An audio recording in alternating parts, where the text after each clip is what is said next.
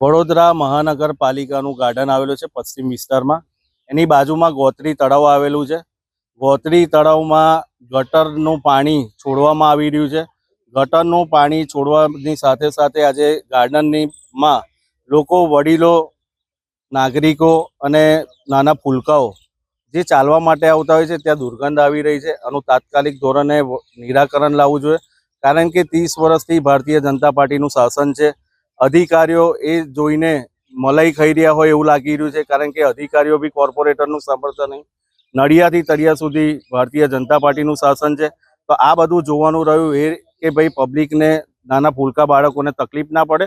અને જ્યારે સાંજ પડે છે ત્યારે મચ્છરનો ઉપદ્રવ એટલો હોય છે કે લોકોના ઘરમાં ઘૂસી જાય છે અને લોકો બીમારીમાં જઈ રહ્યા છે.